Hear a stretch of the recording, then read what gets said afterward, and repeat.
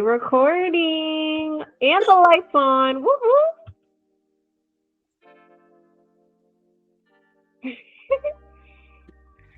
Hello, all. Welcome to Black Girl in the World. If you don't know me, you will. And if you do, welcome back.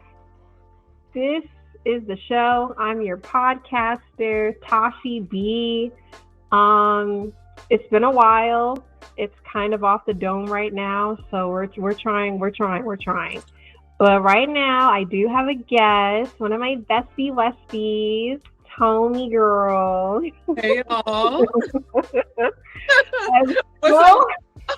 How y'all feel? My end. But I'm so happy. We have been trying to get this episode in for so long. Forever. But you know, the girlies are busy, which is we've actually been talking, which is what we're going to talk about. But exactly. So this episode is going to be about job hunting and how ghetto the streets are. Still, and even worse. Yay! Even worse. So we're just here kind of like going, bouncing off of each other, just talking about our job experience and maybe some tips that we might have for people who are new to this and not true to this. They're not true to this, yeah. So do you want to share anything, Holmes? Yeah, let me just give the audience, the people, a little intro to me. Hey, y'all. My name's Tomi. My background is in communications and marketing, and that's the field in which I work in now. For my educational background, I have a bachelor's degree that's in communications and Spanish, and my master's degree is in digital communications. Thanks, Tosh. And so honestly, I'm a bag chaser, if I'm going to be honest. So exactly. Like 3 open roles now. Don't worry about it. When it comes to the money, I'm just like Lola Brooke. Don't play with it. So basically, I've been looking for a full-time comms position, but in the meantime, I've been stacking my money. So I've been doing multiple like part-time and half-time and positions at the same time. So I've done some freelance work, some contract work, because I also do graphic design on the side, and I've done some consulting by way of social media strategy and marketing consulting. So that's just how I keep myself busy and keep the pockets full I'm on the job hunt. Everyone, please do that at your discretion. But I have been able to do this also because I finished my graduate work, so I don't have to worry about being in school anymore. Because like when I was in grad school, I was only working maybe like 15 to 20 hours a week, like 3 courses a semester. So especially if you're like job hunting while you're in school, that's especially difficult, especially if you're in school, job hunting and working. Woo, my gosh. But God will help us all. Whoop, whoop, whoop. And that's a little bit about me. Promotion comes from the Lord. Well, honestly, it's rough. Let's just say that. And I only put my foot in the water, for the amount that I did. And then I got this new job, but it was stressful. It was stressful trying to work my part-time job along with working and then doing these interviews. And I remember at some point I was like, you know what? Just like dating, I'm going to take a break. You do. Taking breaks is so important because it's really easy to get burnt out and really just tired, and it hurts your enthusiasm as you apply. Yeah, it's hard to fake it as the interviews go by. I mean, I understand like fake it to make it, but and that also affected that's going to affect everyone's application journey, right? Because there are some people that they just apply to every little thing that they can apply to, they apply to, even if it just has 1% matches your resume. Versus I got to a point where I said, okay, I need to be at least like 80% interested in this, because it makes it harder for you to go through the interview process if it's something that you really, really feel like you can't contribute to. I do believe that there are spaces for just taking the job, even if it's not really in your interest or what you studied.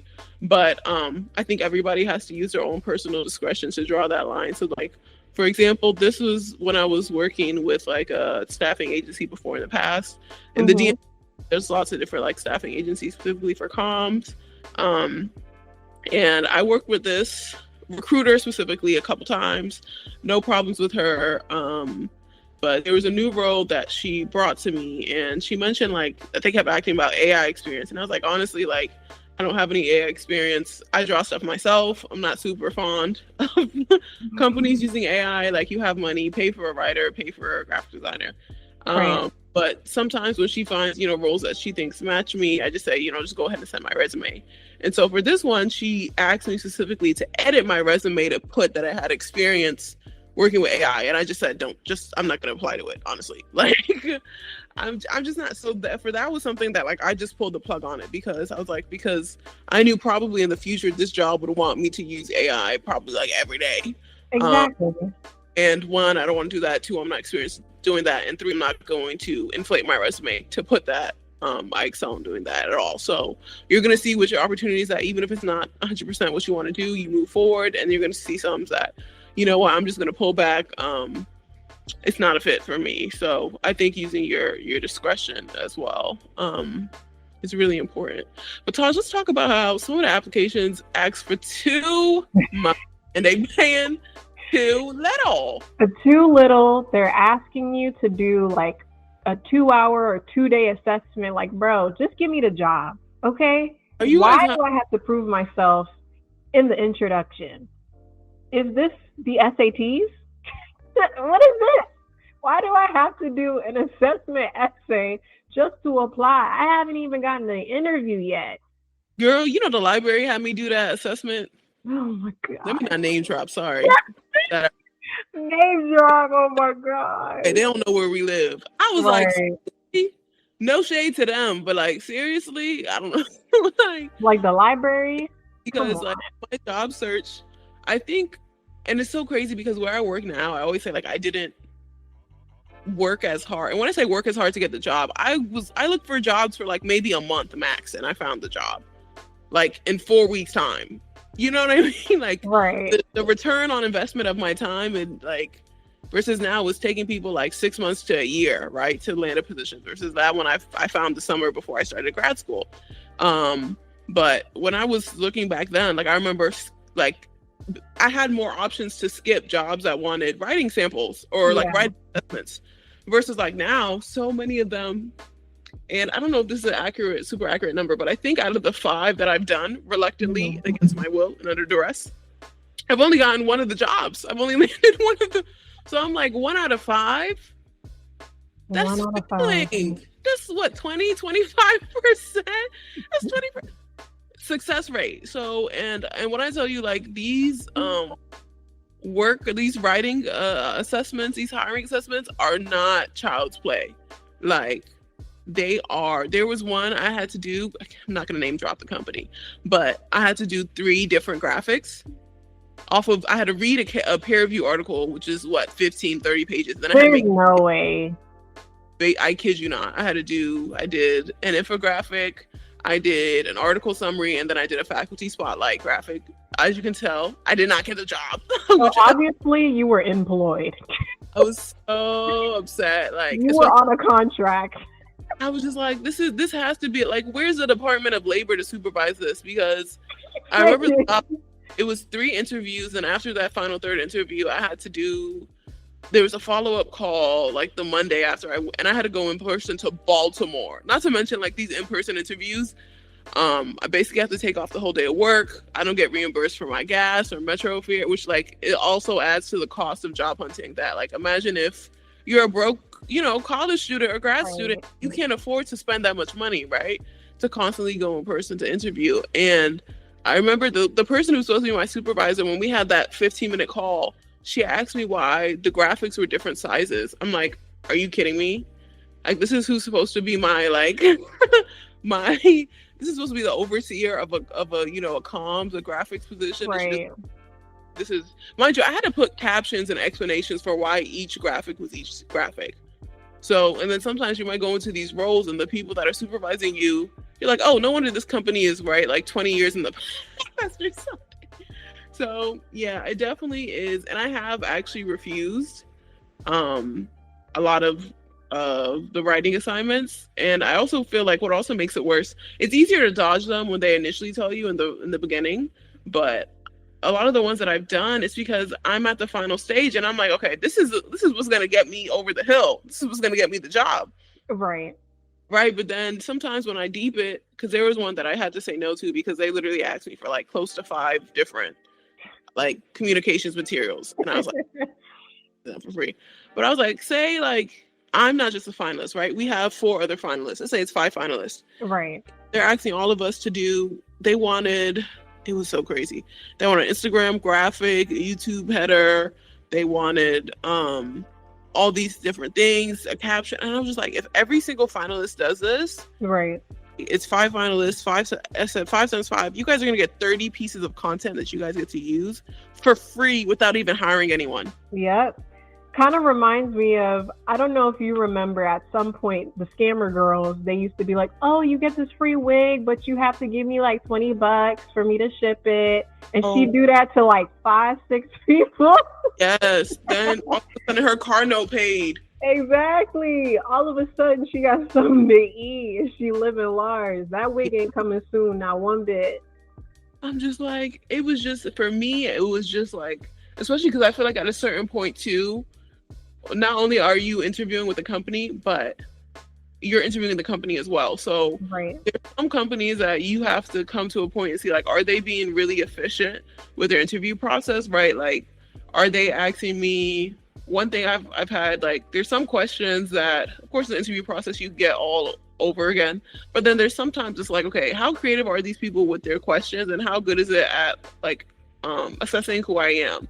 Because at a certain point, like, I can't go through 3 rounds of interviews. Every 3 rounds, you guys are asking me my 5-10 year goals.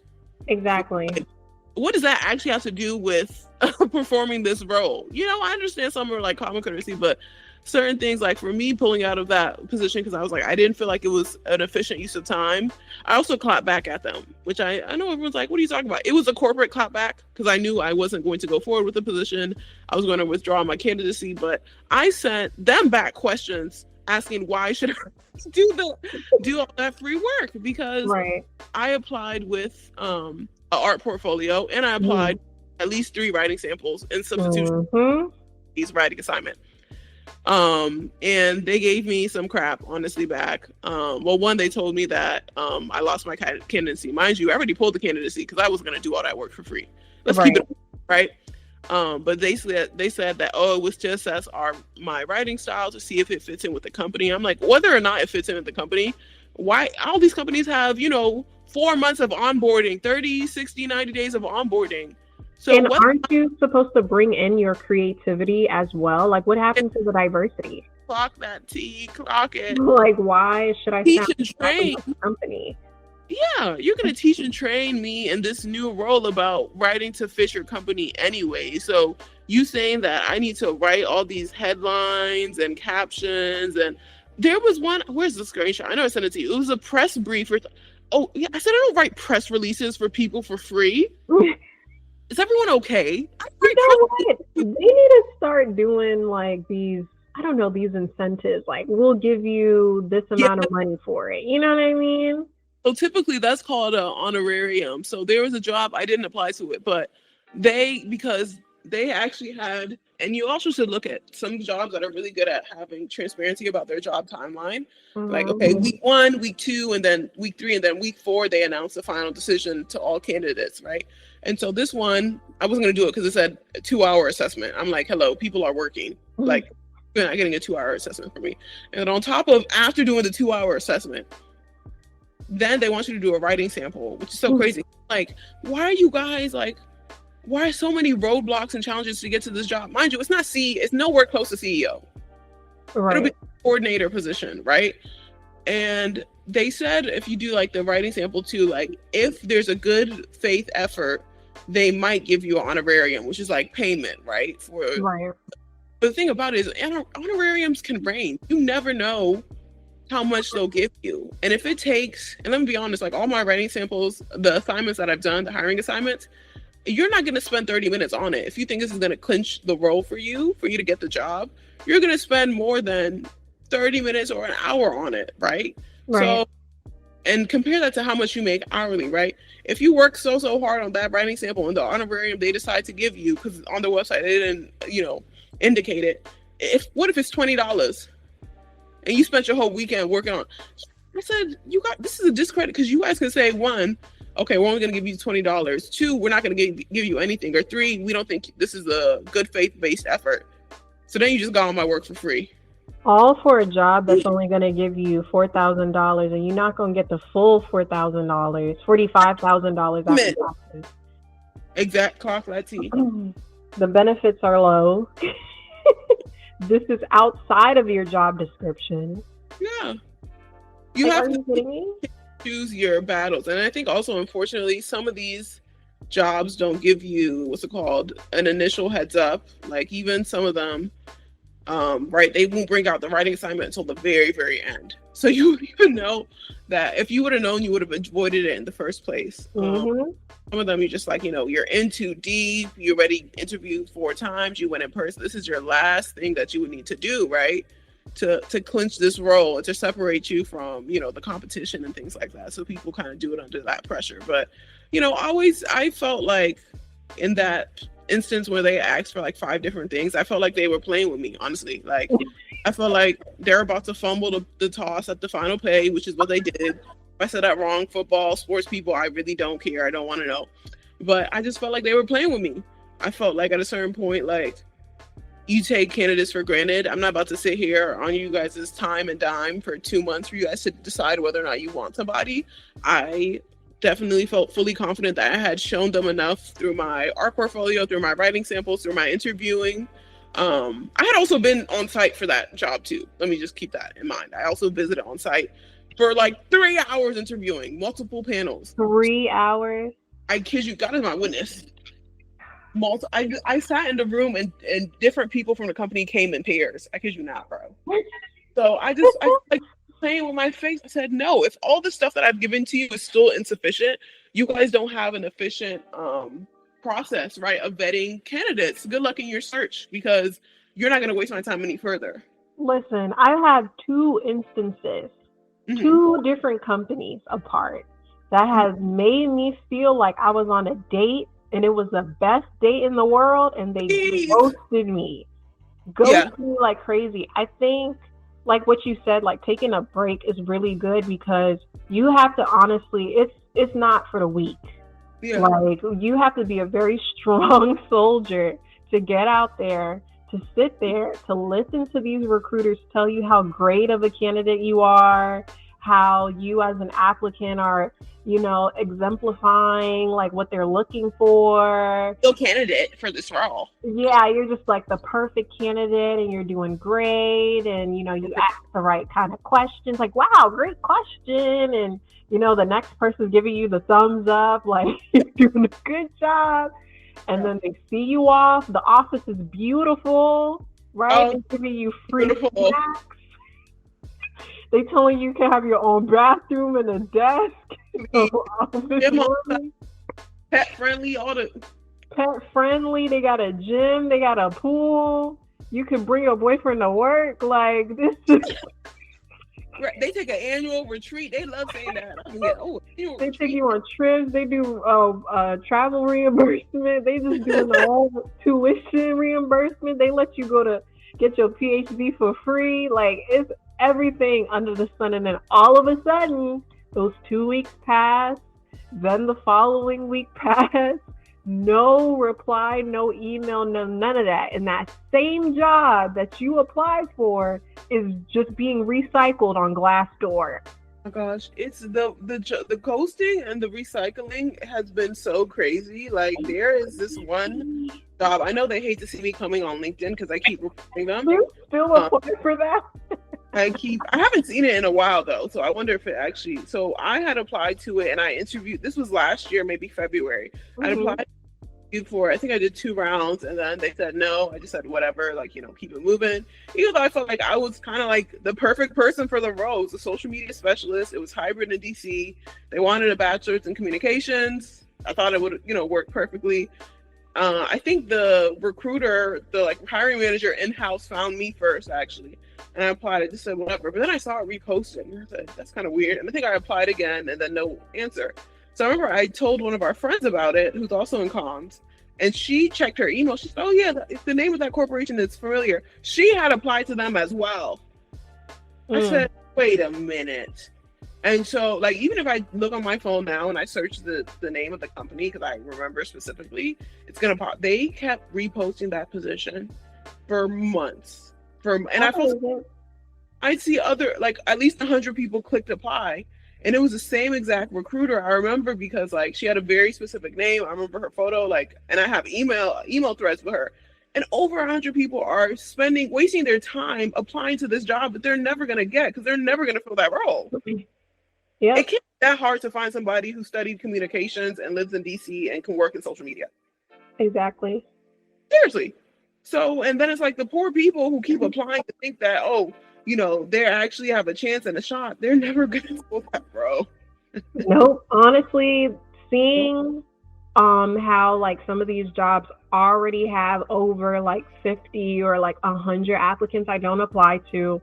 I didn't apply to like jobs that like you see on Indeed or Glassdoor, like one of those job listings, and it was like posted 30 like plus days ago. I'm like, that's a turn off because this seems like a simple job position for you to still be circulating this job. You know what I mean? Like whether it be like a communication specialist or like a social media strategic or whatever the case may be, strategist.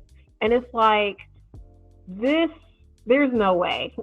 There's no way. These are simple qualifications. And it's still posted 30 plus days ago. Yeah. I also find it sloppy work on the company's part. Yeah. Some companies are transparent. They say, hey, we have a ceiling. Once we hit 250 applicants, it's closed. It's done. Yeah. Or this day latest. But whenever, and the leaking algorithm sucks. Because like I already told them, don't recommend any volunteer positions to me. Don't recommend, you have those filters and they still won't listen to you.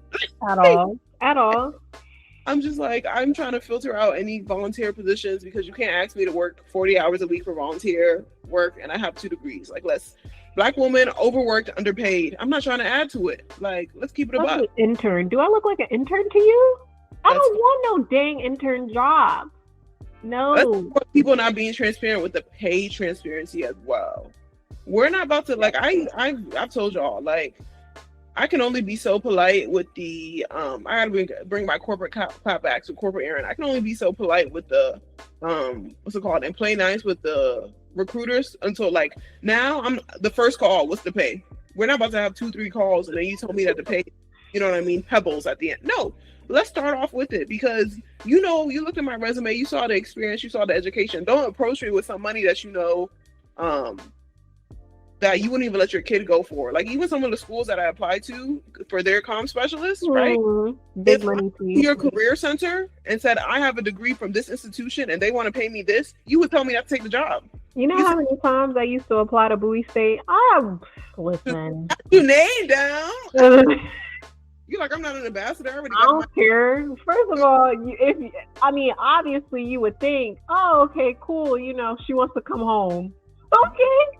You're not going to reply to me at all? That's cool. That's perfectly fine. I was so mad. I was like, and this job is new. It just came out. It's a fresh baby job. Yeah. Like, fresh there's baby. No way. And like what you're saying about Indeed is so true. Like, especially when Indeed start, like when you apply to something and you feel like, okay, cool, I just applied to it, and they send you back an assessment. I don't do them. I don't. Too much work. Yeah. I'm not trying to prove to you that I'm familiar with Microsoft Excel. Yeah. You're just gonna have to believe it. I'm sorry. Yeah. And sometimes when you apply and they have the assessments, they still send you, like the potential interviews anyway. Sometimes the assessments they don't really care about. Yeah. Yeah. And I do feel like there's a certain point in how you can ask people questions doing interviews, Mm-hmm. gauge their ability to perform certain actions. And now I understand, I know people who do coding and stuff like that when they code. I'm like, dang, it's even hitting the comp sci people. They got a code on camera. They got a code in the office. But that's because people keep making all these project management certifications in Canva and Adobe Photoshop and stuff like that. Yeah. Oh my gosh. Oh my gosh. So now we have to go through all these hoops and stuff like that, which is like why I have, these things built in place. That's why I have my art portfolio. That's why I have my writing samples that I can take people through and stuff like that. Yeah. Because it's so weird how some companies are like, it's their way or the highway, and then their assessment will suck too. Like, suck too, because I feel like there are a lot of, especially even with comms, right? There's a lot of things that like people can have the capacity to do, but they just have to be taught to do it. But there's a way you can get to gauge whether or not they're actually able to adapt and perform that without making them do work for free. No, like the Department of Labor needs to supervise and chip in. It's getting crazy, which is why I'm Glassdoor, right? Sometimes I have the inside tea from people who used to work there. Let me know if the company is stingy with PTO, if they say PTO, but they don't really mean PTO. There's no room for growth. You're going to be deadlocked in a position for 5 years with no, pay increase. If they're strict on the in-office days, even though they promote as hybrid. So I think, and I know like not every company, right, is going to be like Deloitte or, Google, and you'll be very, very easy for you to find out what the working space is in. Yeah. I think that there are some that we were able to find, and I think that's helped me root out. LinkedIn has so many scam jobs. I'm like, I used to be the problem with Indeed, but now there's so many that are on LinkedIn. And I know like you ran into this issue too, specifically for comms.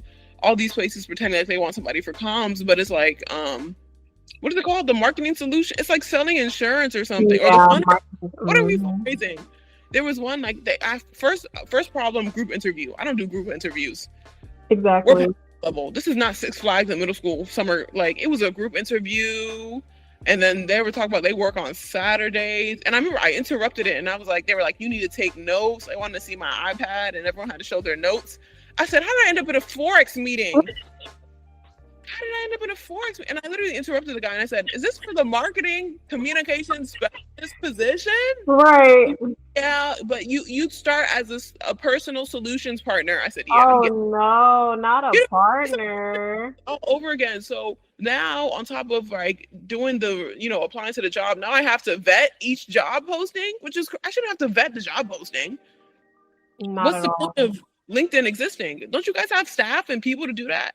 So now I have to see, okay, when was the account created? Do they have real people featured on their page that actually work there, that have worked there for years? Exactly. But like, there's some easier signs to see if the company's fake, right? If you have a lot of typos, if you go to the website and it's like it's all in caps. Yeah. You can't find any real people that have worked there. You don't see any, photos or events for things that they've hosted and things like that. But that's an extra, pressure and extra work for the applicant, right, to vet the company, which can be very, very annoying. And then something I noticed was searching. A lot of them were using the same description with a lot of typos. Or like, say the job is a marketing communication specialist. When you actually open the text that has responsibilities and duties, it'll say something different, like communications coordinator or marketing coordinator. It'll be missing those key elements, but it's really that we have to add that element of like doing our own research on top of researching for jobs to make sure where we're applying to isn't just like you throwing your resume into the trash bin. Wait, speaking of throwing your resume into the trash bin, oh my gosh, in-person career fairs. Listen, that's stressful. Because people used to be able to go into a career fair and walk out with the job. Right? What's happening? Getting a job on the spot. Do they even still do that? Do they even still do that? That hasn't been done. I haven't heard anybody in our group, our friend group, or even outside of our friend group, just the demographics. Like, who's doing that? Maybe like food and retail. Maybe. Yeah. Because I remember my last conference that I went to in person. It was so I printed out like 10 resumes, right? I think I gave out 2. Everybody said apply online. I said, am I going crazy? Bro, What's listen, the point why of going in person? Why did you bring your staff here in person for me to keep my resume to myself? Listen, why did I, when I was job searching, going to a federal job fair and I'm seeing QR codes? I don't understand. Tashika, don't kill me. Oh my gosh. I don't understand. Why do I need to pull out my phone if you're standing right here? I can't believe you said that, because let me get a lick in at the federal resume. She's never gonna see me. She's never gonna freaking see me. It's ridiculous. And whoever started that whole like each job needs a different resume. Do people not have lives? Like, I can't imagine me on top of the 3 different open hustles. Every single job I apply to, different resume. Why? Half the time the AIs are reading it and auto deleting it. Okay, it's so great. It's like you can't win sometimes. God help us. Filtering things out, and then recruiters be telling you not to put exactly what they're looking for in the job description, because that's not exactly what you do. You're just copying and pasting, but other people are telling you to copy and paste and try to alter it a little bit so that way it caters to what you want. And then make it white and then save it as a PDF. This is crazy. Why do we have to go through all these hurdles? It's not supposed to be this hard. It really is not. Like, whenever I used to go to a job fair, I was scared. I was terrified, because anytime I asked the question, you gonna direct me right to the online application. Why am I here? Why are you here? Why am I here? Everybody's trying to get the same job. I'm looking at the person next to me. He got a master's degree. I'm no special. Like, I can't, bro. Like, it's just, and like, even, you remember Twitter the other day, they were going back and forth about whether or not you should have a professional summary. I'm like, honestly, like, even if the 2 schools that I went to, I'm sure if I went to one and went to another, I would come out with 2 different resumes, honestly. Truly. Because I didn't have my professional summary on my page until I got some extras, like the 2 other roles that I started doing right now in tandem to my part-time. And I said, okay, well, I need space for these. And it's more important than my professional summary. I can just, add in my professional summary to my elevator pitch. So I took it out. And, and I'm like, if you're going to ask for a cover letter anyways, like, what's the point of having the professional summary if you're still going to, you know what I mean? So don't give me cover letters. Oh my gosh, they're trying to kill us. Cover letters are crazy. Just a simple fact, I literally remember taking a class and our professor was helping us with our resume. I had to literally update that resume so many times since then. So many times, because that's not what these recruiters are looking for. Amazing. I love it. Just switching it up from the qualifications to the summary, and it's just a whole lot of stuff. And don't be colorful. Don't be creative. We just want to see, don't put all these different things and responsibilities that you can do. Put like 4 main bullet points. Like, that reminds me. So something that I actually did do those creative resumes. Now, I will say that was a very specific circumstance. So I applied to Hasbro, who obviously does like Power Rangers and My Little Pony and a whole bunch of different cartoons. So I made what was it? Oh my gosh, I made a Mario resume. That's so cute. And I applied to Lego and I made a Lego themed resume. But those are like a dime a dozen. Like, you have to be in that specific segue for graphic design to make. Plus, it also took a lot of time, right? Because I had to take the same text from my original resume, but I had to reformat it to fit into the Lego blocks and the Mario, mushrooms and stuff like that. So you have to tread carefully. I do think, it depends specifically on what you studied. Like, so I know for me, I have like skills in software because I use a graphic designer, right? So I have Adobe Illustrator, Photoshop, Canva, all those different things, right? That I talk about in my resume, and I have it underneath my skills in software, right? But there are some people that, if you do computer science, if you have a C++ training and all that stuff, right? Python. Please don't get me started. Python, Java, all those things, you want to include that and highlight it, but you have to format it in a way, right? And then sometimes some people also put proficiency level. So like I have Spanish, and then you put like writing, reading, speaking, and things like that. So resumes are so custom tailored and custom fit. Like it's definitely not one size fits all. I will say, before you go to the AI, if you went to a college, please go to your career center. Please, the AI don't know what they're doing. They can't count the Go to your college center. Go to your community center. Go to the library. Use those resources, and don't listen to Twitter. Half the time they don't know what they're talking about. They really don't. When you were doing that federal resume, there were so many different opinions. It was crazy. Yeah. Nobody, like, it's so conflicting. I remember there was one time too, and I think the reason also why, like, I lost a lot of faith when it came to the in-person marketing events. Like, when it came to job fairs, like, I even told myself, like, if I go to any moving forward, it would be like only for comms. But I noticed it had to be specifically for communications. But I noticed most of the communications ones, specifically like communications organizations that would be there, would be more for like newsroom stuff. But right. I'm ready for the newsroom commitment at this point of my life. Because I know, like, if I worked at like a DC newsroom, I would need to live in DC. Because I would have to be on set 6-7 days a week at like 4 a.m. You know what I mean? So there's different demands that you have depending on. And I didn't specifically study like broadcast journalism, but if somebody did, that's something they have to do. So, which is why I work in comms departments in different organizations that aren't just like, TV, news, and radio stations. But like, there was this guy, this was at, I went to one of Hopkins career fairs. There was this guy there, and I forgot which federal place. He blew me so bad. Like, I was ready to go home after I talked to him for forever out of good faith. And then at the end, he gave me back my resume. He said he couldn't take it because it wasn't the federal resume. I'm like, you could have started off with that. I didn't want to anyway. But some jobs you're like, okay, let me just give it a chance. They might have some. You say they got 500 positions open, but I was like, you could have just told me, well, I can't accept this today because this is not the federal standard. Like, go home and change it and resubmit online. But like, it just blew me. Plus, I feel like sometimes people can be so disingenuous, and I feel like I super like, what's the word, like shaded after it. It's just been like, the return on investment has been disappointing for me. Even some of the, and I know people keep saying the word network, like it's just going to unlock something magical. Which I'm like, I don't know. Like, I don't think no crazy networking honestly has gotten me into any of my roles or any of my like final interviews. Not saying that it can't work for somebody, but sometimes too, I feel like it can be so, what's the word?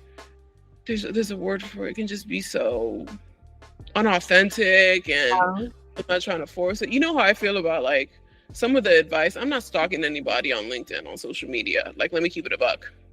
All this, track down the hiring manager, find out their alma mater, find out where their kids go to school, find out what I'm not doing all that. That's so true though.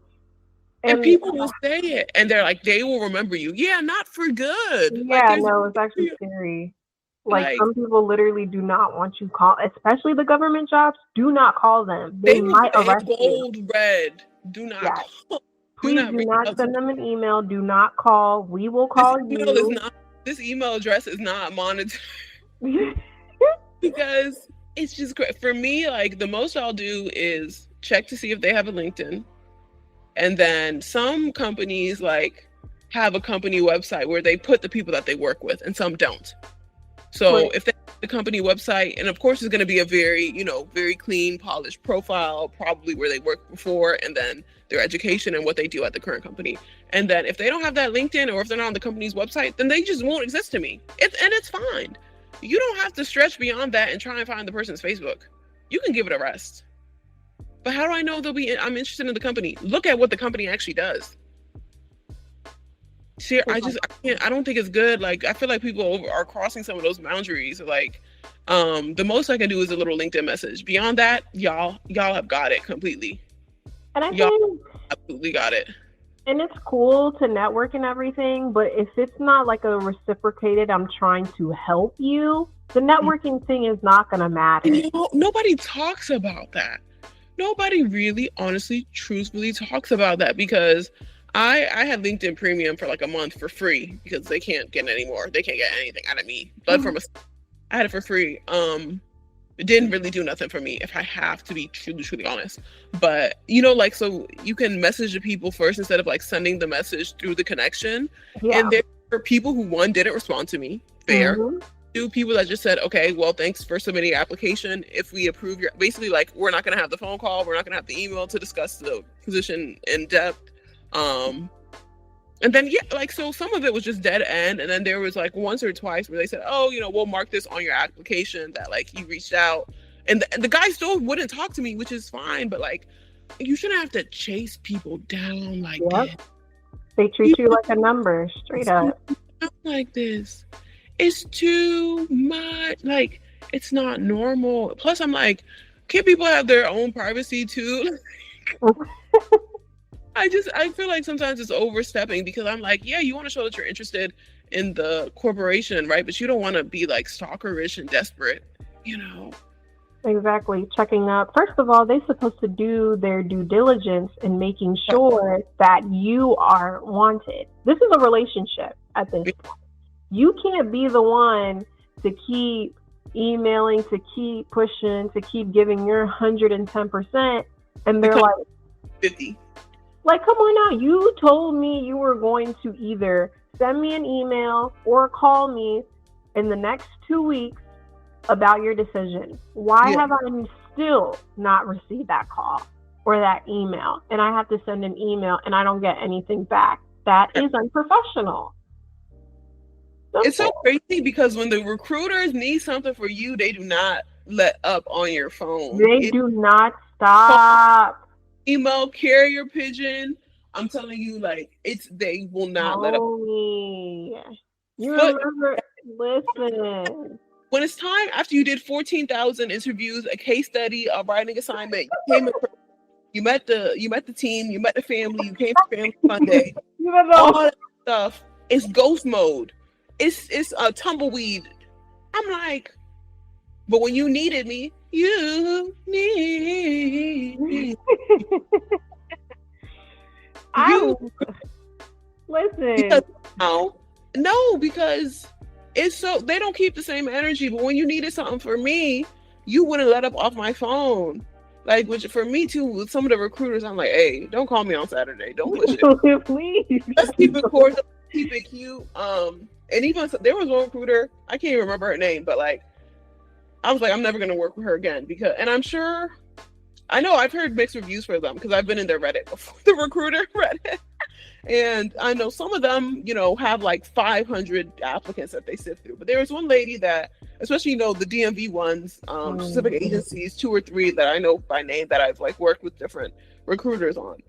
This girl, we worked like 3 times on different roles, and she couldn't remember my name. And I remember us doing an interview, like sitting down to talk about a position, and she definitely didn't remember me. She wanted me to like go through all my experience again. And I just said, we're not going to do this, because, and I'm not saying like every recruiter has to like be a fake, preppy, happy, recruiter girl whose, energy is always on 100 and she's never angry or upset about things. Right. But for me, I just felt like there was really a lack, like a complete disregard for like me and my profile, like as a human, not just somebody on paper, because especially because we had video called like 3 times. So I feel like at a certain point, this wasn't just somebody we sent an email once or twice, right? Yeah. And where were her notes when she was interviewing you the last time? Me, like I'm a stranger. I said, and then I'm supposed to trust this person to go through their openings and to pull a position that's supposed to fit me.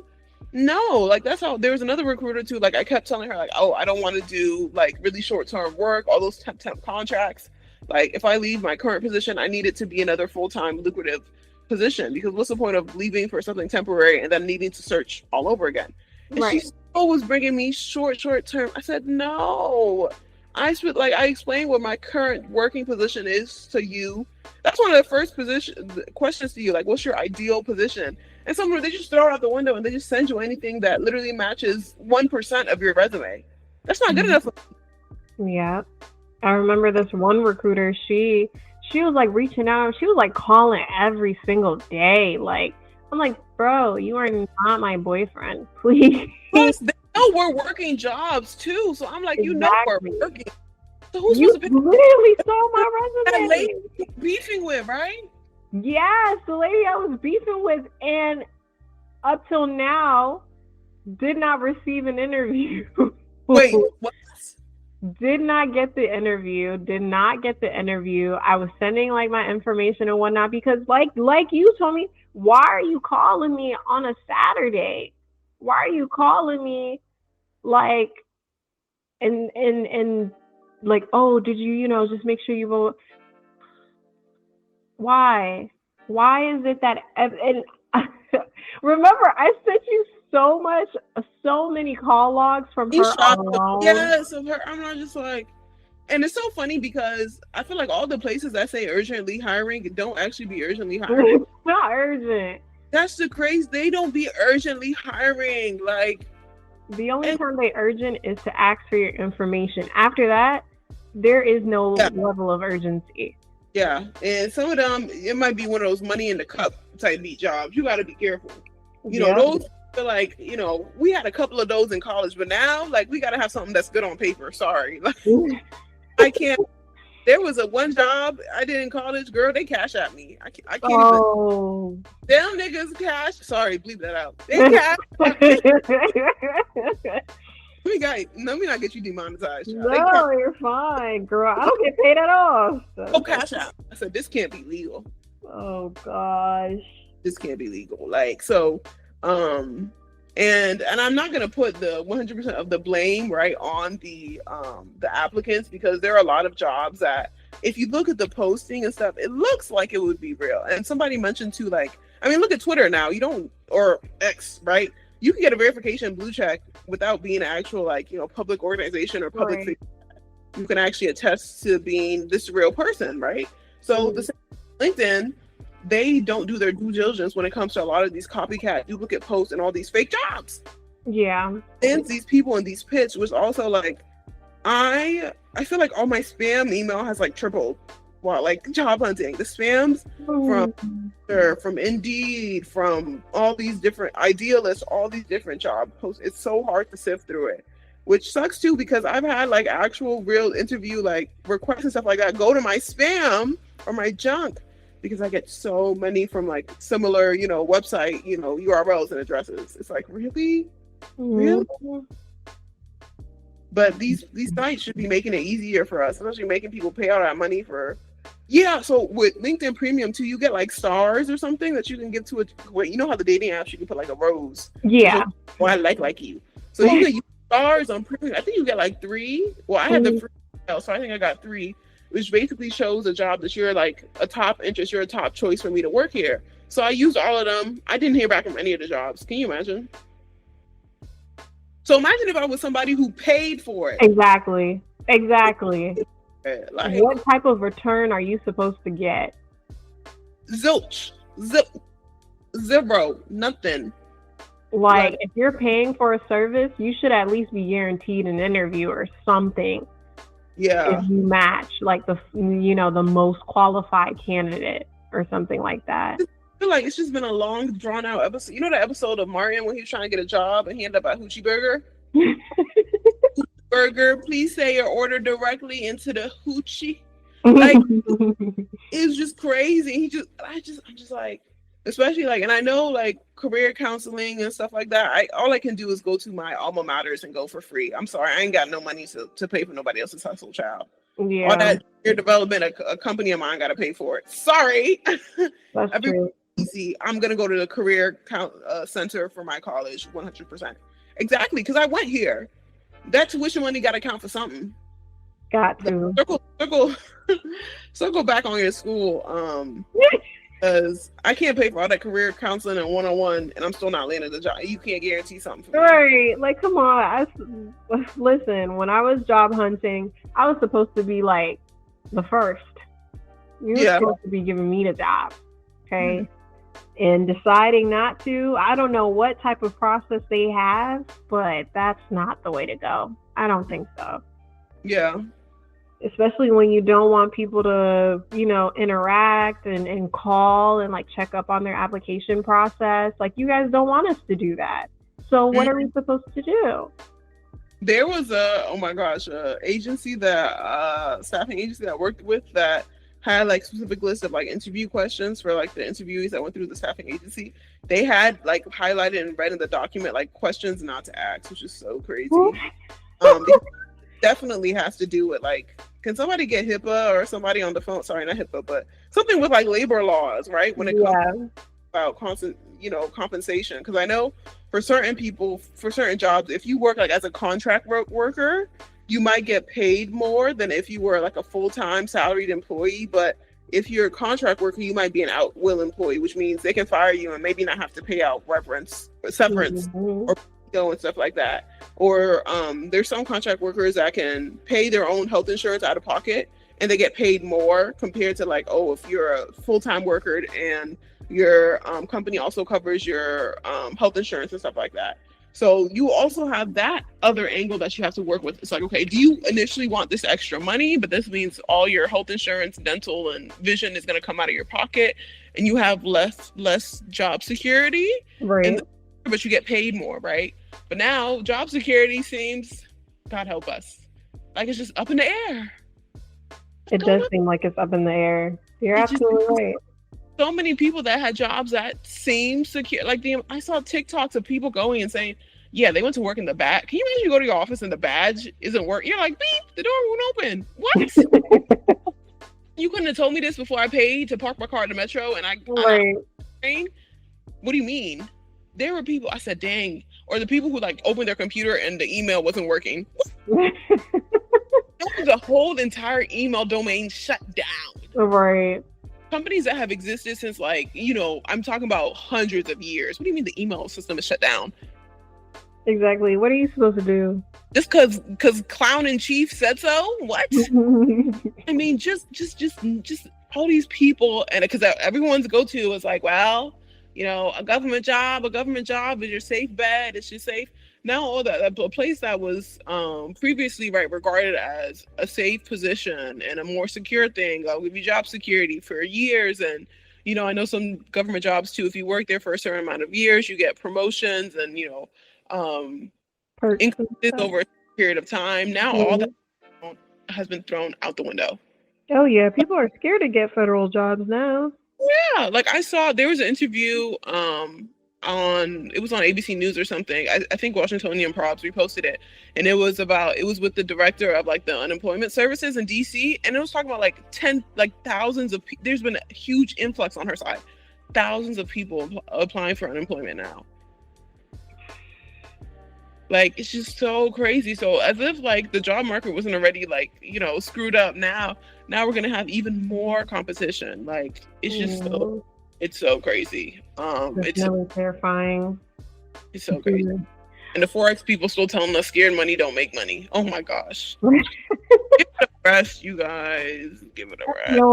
I definitely feel like talking about that aspect, especially about the whole wealth and Forex thing, we need to have a separate discussion on that, because that is a completely different thing more people need to be aware of and avoid. Simple. Because that right there, I got a story for that. I have a story for that. Oh my God. But I think the main part of this episode is to just kind of let people understand that, they're not alone, because I think a lot of folks who I'm happy, but I'm also sad at the same time, because people on Twitter are really, sharing their feelings and what's happening. And a lot of people have the same stories, but it sucks because that's what our economy is right now.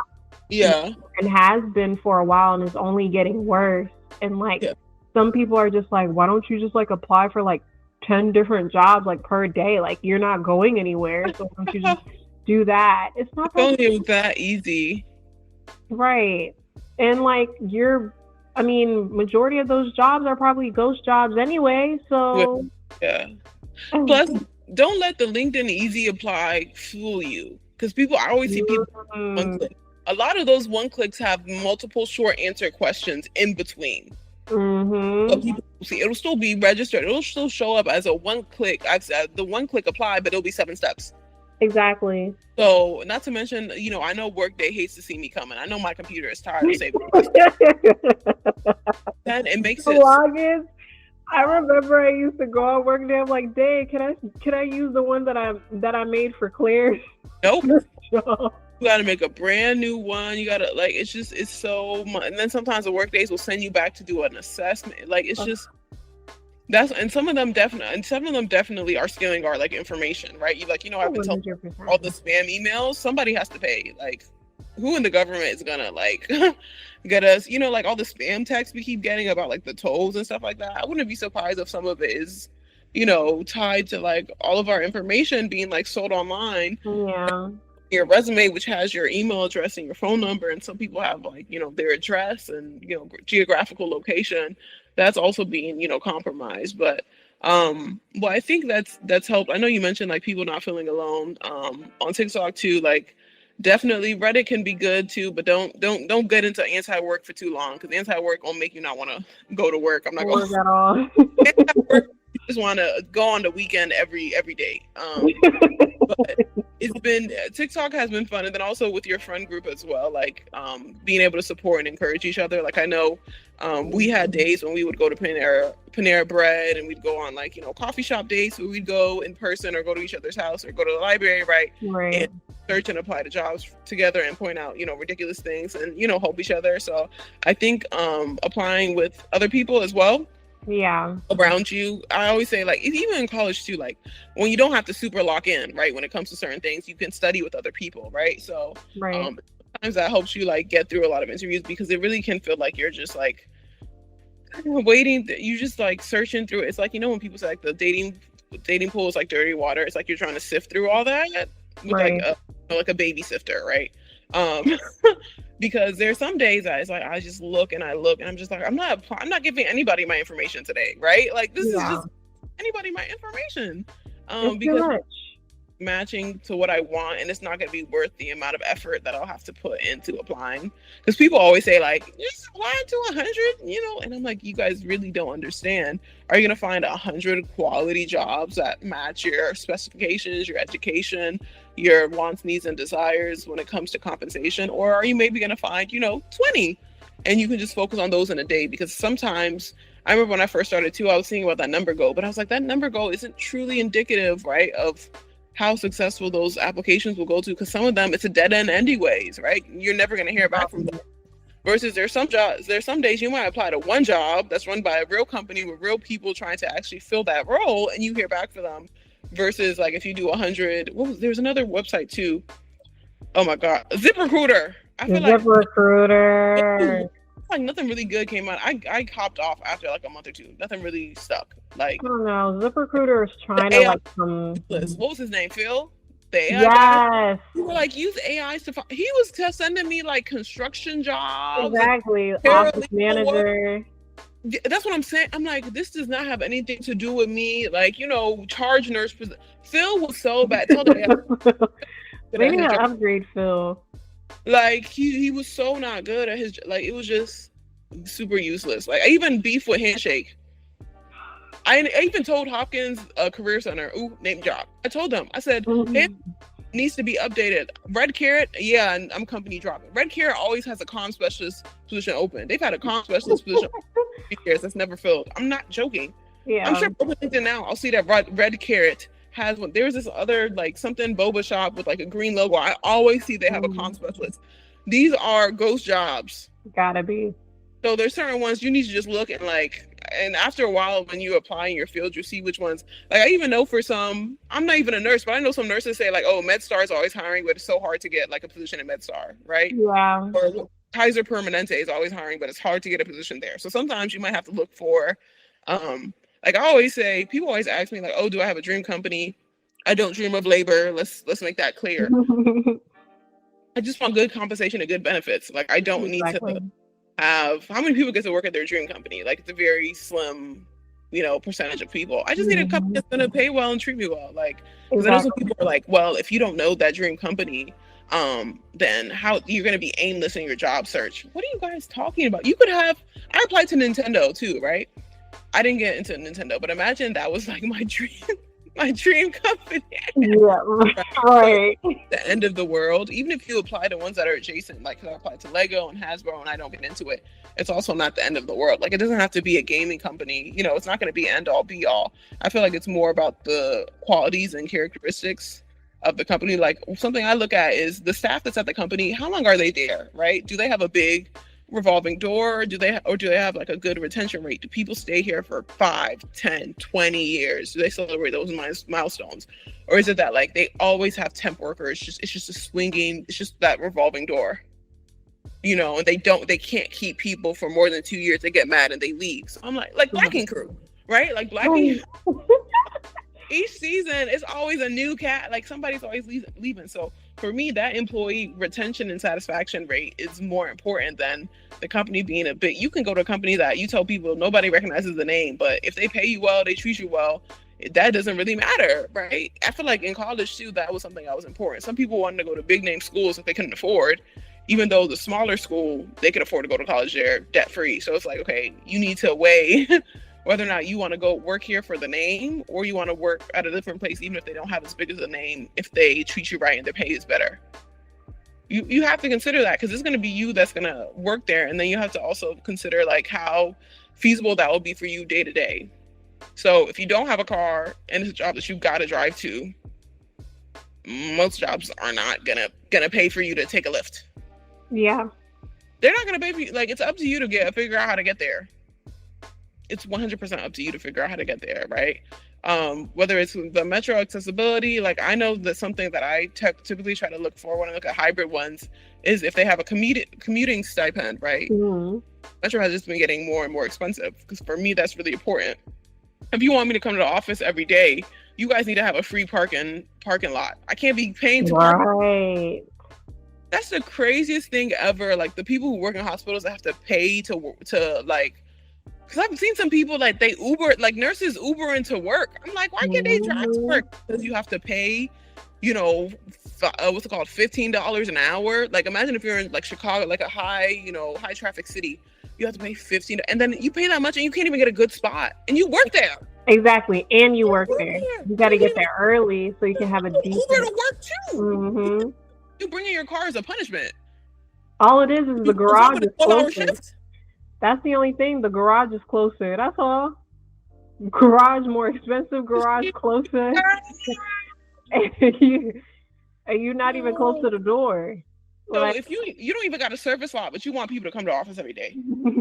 So we're gonna have to be parking it. You know how crazy parking on top of gas. Let's clock it. Exactly. Parking on top of gas. I think another thing that I think more people should know about is being realistic, because if you listen to Twitter, TikTok all the time, and people tell you to just apply to whatever, sometimes, like you said, you need to definitely analyze exactly what you're applying for, because it could be a waste of your time. Like, you can't, it's just the reality. You can't just apply just to anything if you do not have the credentials to do so. You just simply do not have the credentials, because they'll tell you. I mean, there were a couple of times where I'm like, ooh, let me apply to this.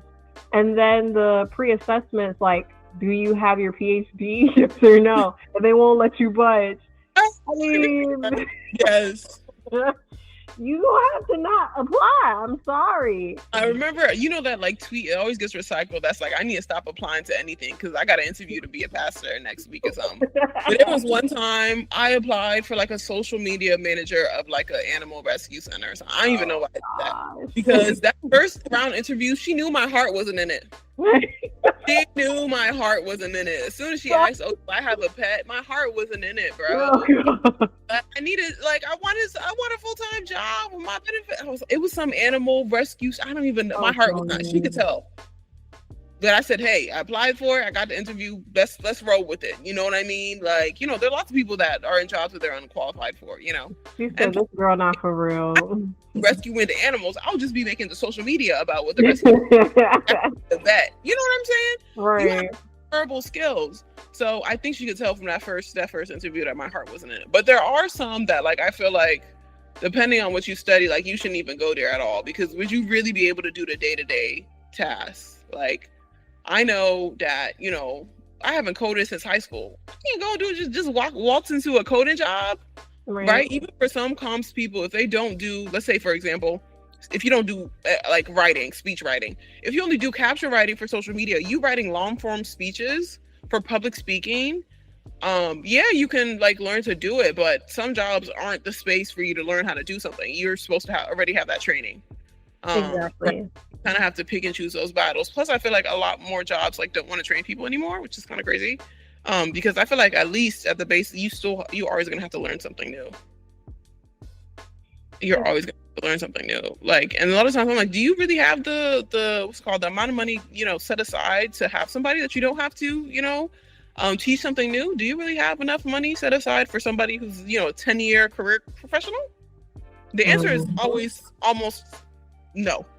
Always almost no. So it's like, okay, if you know, right, that you're choosing from like, and you're offering college grad money, you're choosing college grad money, make sure that what you're posting and searching for is appropriate. Like, because another issue that I've had specifically with like comms and marketing, you kind of have to, and sometimes you can't fill this out until you interview with the company, is if they want a comms and marketing team in one person.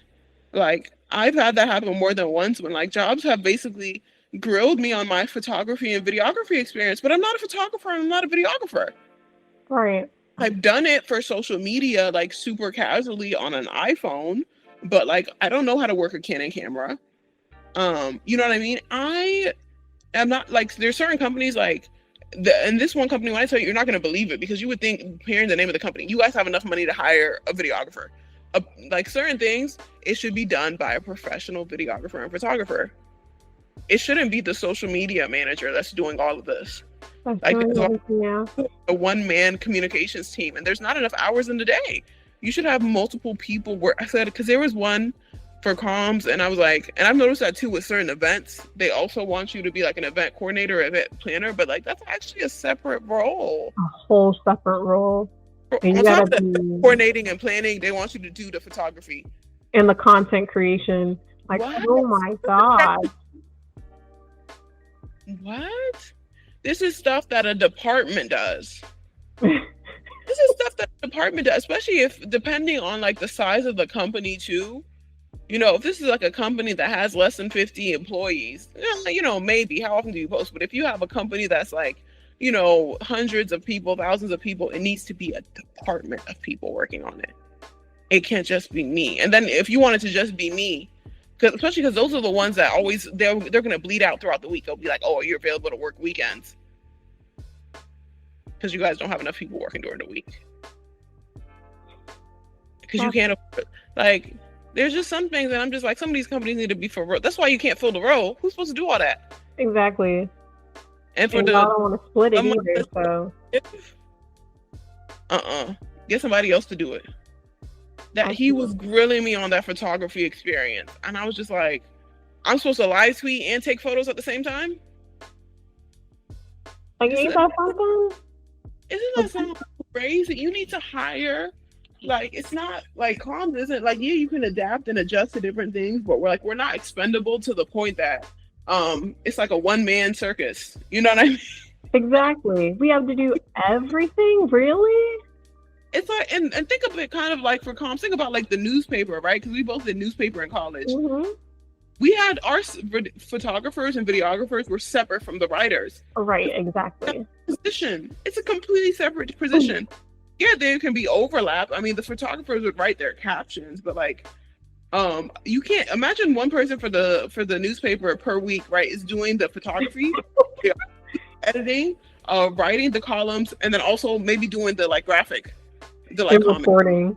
Oh right? My gosh! And interviewing people, and there were just we're asking, and I'm just like, and then that's why you have to ask those like questions about the workload, really, and day-to-day responsibilities and tasks, because there are some ones that like they really kind of set people up to fail, because you're going to be drowning in work no matter what you do, because the only real way to offset all that work is to have other people to do it.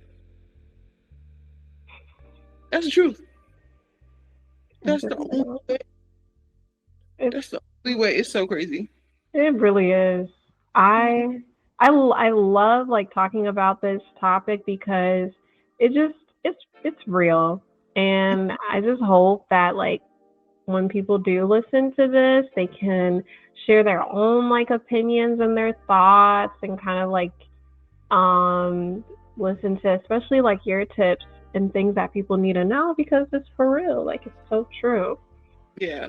So I We made appreciate that it. out with this one. We really did. But the next episode, we have to talk about the struggles of wealth and Forex.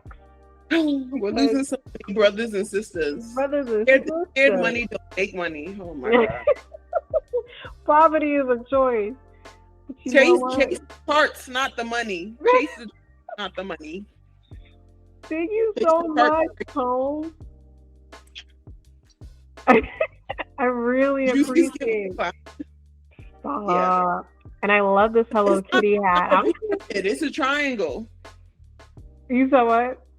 I said it's not a pyramid, it's a triangle. Oh my! You know what? Because it's that slow clap, the build up. The champagne. Where's the champagne bottles? I want somebody to track the amount of money Airbnb made specifically. Like all these people going to like, they go to especially and also look out. People who look for jobs should also watch out because there's some job conferences that like are a whole lot of nothing. All these ones that go to Las Vegas for you to get on level 500. Oh wait, don't talk about it. Right, save it. Give an example of a real conference that I've been to for actually I'm not gonna say the name because they don't get no free promo from me. But they actually had like real seminars and workshops with people who have real credentials. Mm-hmm. I'm talking about academic and professional credentials, not level 500, diamond, platinum, NutriBurst sellers. Not those people who actually went to school and received accolades for their research, and they actually tell you what they've learned about career and development in their fields. Not all these people, because anybody can rent out a hotel ballroom. That's what they use your registration fee for, but let me leave it alone. But everyone, please do your due diligence in research, see what people documented. Like it's easier than ever. There's TikTok, there's YouTube, there's Instagram where people will say, okay, I went to this convention. What did I get out of it? Was there actual professional development? Or is it just people sitting around? Look at half those Forex videos. It's people just sitting around in a house just yelling at each other. Yeah. Stop being scared. Get people 500, 500, 500. Trace the charts, not the money. What? Can we word of mouth too? And I think people need to start utilizing their schools as well. Like they do have a lot of resources. A lot of it is free. And you just have to go out there. Unfortunately, I will say sometimes the scheduling is kind of off because if you're working, it is really hard to have somebody kind of review your resume if you're trying to look for like another job because they're gonna run based upon like their schedule, and their schedule might align with your job schedule. So it's like if it's a 9 to 5 kind of thing, then you might not get somebody, during the period that you want them to be able to help you. So I think that's one of the main things I would say when it comes on to the school stuff. But like, I think asking people, like your friends, to check your resume, doing mock interviews and stuff, and just even asking your family members too, like just getting different opinions when it comes on to people, but don't take everything that people say because some of them don't know.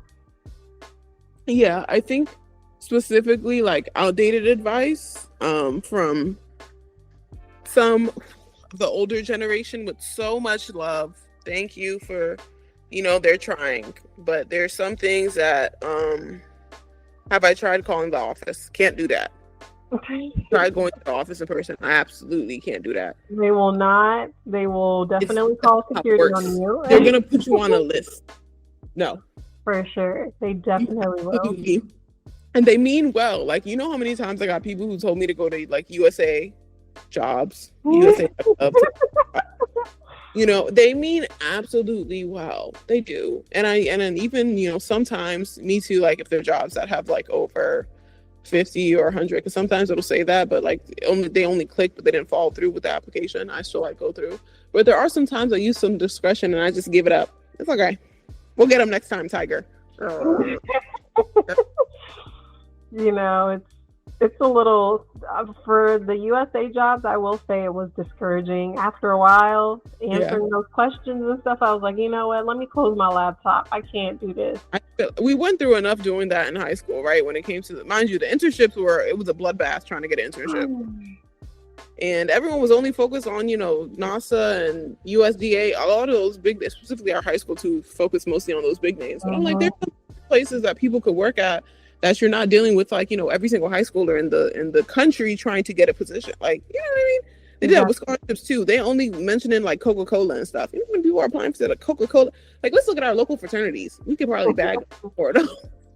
Like what happened to the connection, like the local community colleges, the local colleges and universities that needed people, and was willing to provide the high school students with experience and actually, hey, you're going to be going to college, like this is what is expected of you.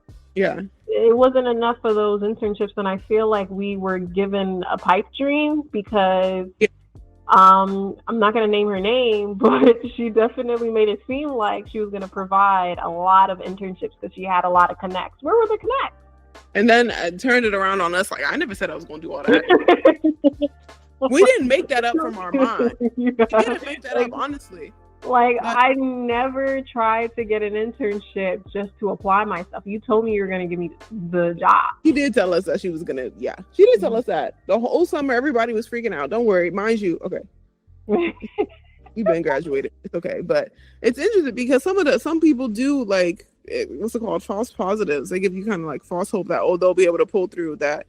Which is you got to keep applying. You got to keep putting yourself forward, but definitely take the breaks because when you burn out and you get more disinterested, it definitely bleeds into your application. So something that I do too with a lot of the short form questions, like I have a copy and paste cover letter that I put in when they're like, upload or text. So I have a text one that I put in specifically because when I do the downloaded one, like I put the company's name, I put the address, and then I always have like 2 sentences like, okay, this is their brand mission. This is how it intersects with my skills and abilities academically and professionally. And this is what I believe I can bring to this role. Right.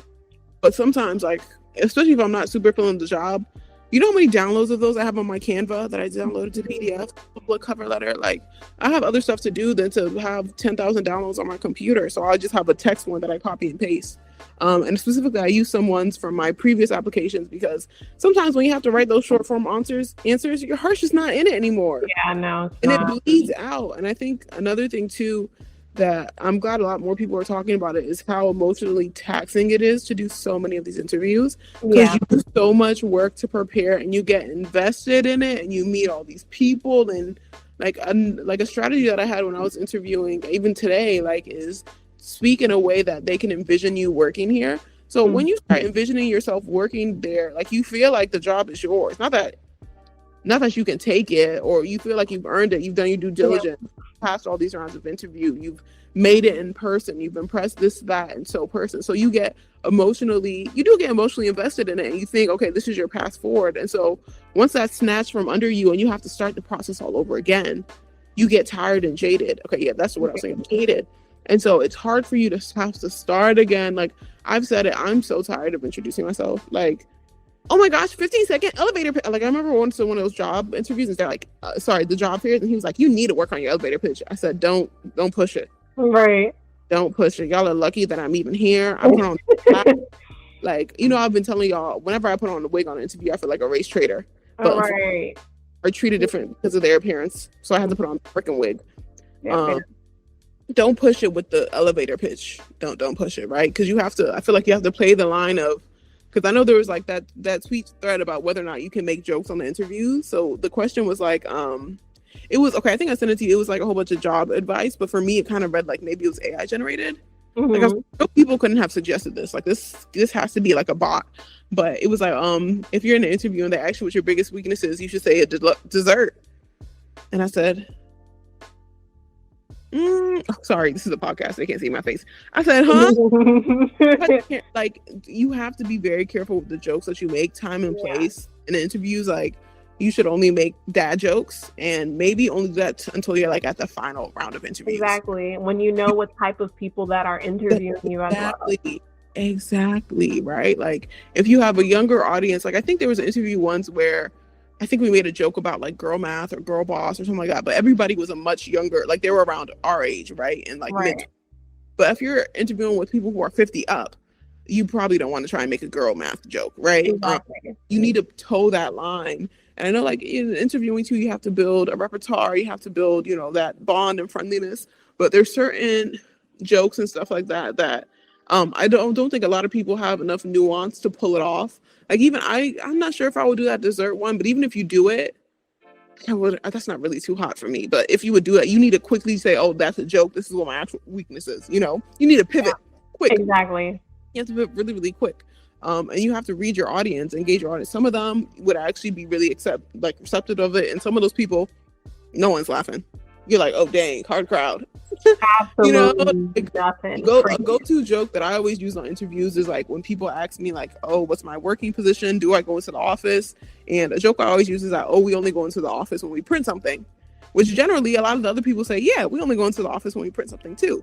But then I always follow up and say, yeah, we go, you know, periodically, maybe, you know, once a month, twice a month, depending on our, you know, but you have to know it's not, and that's also a very safe for work joke, right? Yeah. Like a printing joke, right? But then there's some other things that some people do, and I'm just like, you're flying too close to the sun. Yeah. You're flying too close. Like, I wouldn't chance it. I would rather you guys, because imagine if that joke doesn't land, or that somebody has to ask you to explain it. Yep. You lost it. All they're going to be thinking is this. You're trying to make jokes, and we're trying to interview you for real. You're not saying exactly. So you have to tread very light. I said, this isn't like, you're not interviewing for internships anymore. It's not cute for you to be a high school kid. Yeah. Right? So maybe that dessert thing would have worked for high school, you know, internships. But now in the big leagues and stuff like that, it's not gonna, you know, it's not gonna, what's it called? It's not gonna pass. It's not gonna make the mark. So you have to tread very carefully. Like, you can make, like, I've made a couple jokes because I've seen people's pets, which people love to talk about their pets, right? So you also have to segue into something that's, you know, safe for people to talk about. So there was one job I applied to, and on their like people who worked for us, like page, their people, they had one of the dogs on the website as like the best paw officer or something, or goodest boy or something. And so I saw somebody's like dog in the background, and I asked, I was like, oh, is that our coworker that's featured on the website? That question. They love the question. You know, so I'm like, you have to, you know, use nuance and research. If it's like a company that's pet friendly and they're really vocal, like obviously he was featured on the website. So right. So, you know, they kind of, you know, but so you really, really have to use nuance and discretion. And honestly, if you're really like, you know, thinking about it, some of them you should just scrap it. There's certain jokes they won't land. This isn't a comedian job. This isn't an acting job. You should totally scrap it. Definitely. Self it and then use it when you get the job. But don't put yourself in jeopardy by exactly ill-timed, not the right place, not the right time. Because unfortunately, some people, that can be a disqualifier for you if you're not careful. Yeah, save the jokes when you get to know your colleagues. Like, it's all right. You don't have to do the jokes right away. I mean, sometimes they're not really on jokey mode. They're very serious. Like, you are probably their fifth or sixth person they've seen today. They're not trying to, no. People are like, well, how are they going to remember you? I'm like, okay. This is why we have all these annoying streamers and YouTubers, because you're doing stuff just to be remembered that's outlandish instead of just excelling. Like, you know, the thing specifically that I do for social media and comms, when it comes to something that I excel, I always point out a company's weakness and how I can improve it. So something I've noticed too, interviewing when it comes to social media and comms, is give me a fake company, give me a random company name. I don't know. Let's say Geico. Let's just say Geico randomly. All right, Geico. Blur this out if you can't say the name because you're not sponsored or whatever. But let's say Geico, the lizard company, right? Yeah. Something that I'll check all their social media. I'll check their Facebook, their Instagram, their LinkedIn, all their embedded. And I almost always find that there's a platform that they haven't posted on in months or years. So I mentioned like, oh, what's really important is to do up-to-date posting, because now you have people who are on YouTube that aren't on LinkedIn, that aren't on Twitter, that aren't on Facebook, that aren't on Instagram, that aren't on TikTok. So it's really important that we have brand consistency across platforms so that people can access this information at all times. If people log into and they check your Facebook and you guys haven't posted for 4 years, they're going to unfollow you, or they're going to unfriend you, and we're going to lose audience members there, even though we have the information that we can just cross-platform. We can just copy and paste it and post it. You don't always, depending on what you post, right, for the company, you don't always have to post different written content, different written captions for the same content. So that's something that I do that shows I did my research in the company where they need help, and guess who can bring that help? So instead of you having some ill-placed joke, you can actually have something that says, hey, I could see Tomi in this position because she has, vital information, and she set up a plan on how we can improve our social media presence and awareness by researching the things that we've done and how to, make a better plan for our performance improvement plan for the company, right? So I'm like, you can do certain other things to stand out without you trying to do like a gimmick or something. That's going to fade, because eventually they're going to ask you the hard questions. If you were so busy trying to prepare a joke, how are you going to answer the hard questions? Right. How are you going to answer the hard questions? So, I mean, at a certain point, we got to stop being cute, right? We have to lock in professionally. I can't remember that lady's name, but there's this one fake career lady on Twitter that always uses those fake reviews. Every few months she comes around to Sheik, and we got to give her the lashings in the group chat.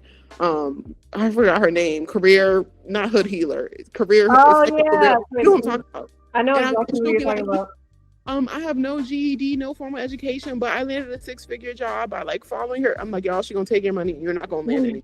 Run. He reuses so many fake screenshots. I'm like, you guys know we can reverse image. The internet is so great. We can use reverse Google image search to track down any single image now. I'm like, doesn't that even sound fraudulent to you? No work history, no education history, but magically landed a 6-figure job just by taking this lady's class. You know what I'm talking? Not hood healer, but she's a career something, career diva, career something with the little. I know what you're talking about. Mm-hmm. Yeah, with the little globe emoji and stuff like that, and everybody else is not paying for her class. We're leaving money out, and I'm just like, let's keep it. She's definitely one of the Canva project management certificates for people, and I'm just like, do you remember that tweet where that girl was like, do you know anybody who makes GEDs? I said, girl, go back to school. No. You saw that tweet this week, right? No, I didn't see it. You probably sent it to me, but I didn't see it. 2.6 million views. She was like, who makes GEDs? I'm like, oh, no. Like, black people, y'all, like, they already don't want to pay us. Right down the street. What you mean? We have to already work twice as hard to get half of what they get. Yeah. There's no shortcut. There's no career guru that you can pay that's going to be able to just bump you ahead of the line. Honestly, like, you can try and network and you can have your connections. Some people, it really does help them. Some people, it leaves them in the same place that they started. You know what I mean? So, yeah, like, you have to do everything in moderation, and, definitely shoot your best shot. Like, I'm not saying don't ever go to job fair ever. Just for me, the past few months have not been really, I haven't really gotten a huge return on investment, right? For going there, and you're there for hours, not to mention the social battery. Oh my gosh, you have to reintroduce yourself, ask about the company, ask about, even there was one day I was getting tired. I just went around. I started with if they have any comms positions. They did. I left because I don't need your company's 10-minute spiel if you don't have any comms positions. You know what I'm saying? So right. I know some people might say it's rude, but I gotta put me first, Lucius, right? Mm-hmm. First, because then what's the point of giving your resume that you paid to print to somebody and is going straight to the trash? I could have stayed home. Exactly. Could apply to the jobs at home. You wasted all that time. And we were doing that for what? But yeah, this was great. Wow. I truly love this, and I think that we have like a lot more to share. I mean, like, if you want to, I would love to talk to you about like other topics, even outside of like, job hunting and whatnot. So I love talking to you. So I love talking to you too. You're my bestie, so why wouldn't I? Like, and I love the hat. I said that earlier, but you didn't hear me. It was very. Should we put it on are we gonna do like the picture for the cover photo? Like, we should put a mashup picture of me and you. Ooh, that would be cute. For this episode. I would love that. You have to like send me some so I could like. We'll be wearing like little like office outfits and stuff. Do we have Ooh. I do not. What? And if you need the headshots, please don't get that. I'm telling you, go to your library, go to your campus. Listen, I know I graduated. I always go to my campuses for free stuff. I really don't care. Please put the shame over. That's not the stuff we need to be ashamed in. Go to the campus to get free stuff. If they have free headshots, go get your free headshots, bro. Honestly, like that's why when I get to my grad photos, I made sure I was gonna get headshots that I could use for the future significantly. Yep. Right. Even if you take some at home, right? All you need is that white backdrop and a light and somebody. You don't even need a camera, honestly. Your iPhone can do it, right? But just take advantage of those opportunities. Never be too good for your alma mater or a community college or a local library. You never know to help you, because if you already got to pay out of pocket. So far, I've interviewed in Baltimore, Silver Spring, DC, Virginia. You know who has to pay that gas? Me. So imagine on top of me paying that gas and parking and Metro, I paid for my photos too. What? No, it's too much. And there be career fairs that there are people that will take your photos. When I went to the Women in Tech conference, I got 2 headshots for free. Yeah. With my corporate Bob. So it's like you could take, a lot of things. It's not like, high school when we could get waivers to apply to colleges, right? A lot of things now, it comes out of your pocket as the job seeker. So you really want to look at, because I know everyone's budget, because I know some people that have been able to hire, right, the career consultants, no problem with that. And there's some people that can't. So you really have to look at your own budget and consider what's best for you and what will work for you in the long run. Even if you hire a career consultant, you don't want to hire them for a year. By a year, that means it's not working because you haven't landed a new job. You know what I mean? So factor in especially because like if you're gonna have to pay for gas, parking, Metro, not to mention, outfits. I noticed like one of my schools had, I think both of them too, they have like an open, what's it called? Oh, Kennedy had it at the library. Sorry, I said Kennedy. Sorry. Is that illegal? She gonna sue me? Where they gave away like free professional clothes. Yeah. For students for when they interview, because you know how expensive a blazer is. Even if you get like a cheap one, right? It adds up. A suit and tie for guys, right? Getting a nice black, like today I wore slacks, I wore fancy flats, I wore all that stuff. The bodysuit, it adds up, right? Even if I love me some Rainbow. Rainbow ain't got blazers, child. You got to go to Marshalls, and it's gonna cost you a pretty penny. And if they do have blazers, right? It's gonna go to Nordstrom. It's gonna cost you at least $100. And if Rainbow has blazers, it's a crop top, so you're gonna have to like figure it out. Stop recording. This is the end. Wow, this is the note we're closing on. If the blazer is gonna be cropped. I mean, you're right. It's true. We gotta ask him. Listen, we probably should even have like a whole conversation with Kennedy too, because I know we are some rainbow girlies. Like we are rainbow down. Oh my gosh! But yeah, this is the end of the podcast. Oh my gosh! Thank you for listening. Thank you so much. Check out the other episodes if you haven't already. This is our time. See you guys later. And I hope you enjoyed, and happy job hunting. May God help us all land our future promising career roles. Yay! Bye. Promising. A Black Girl in the World podcast listeners. Love you guys from Tomi. Kisses.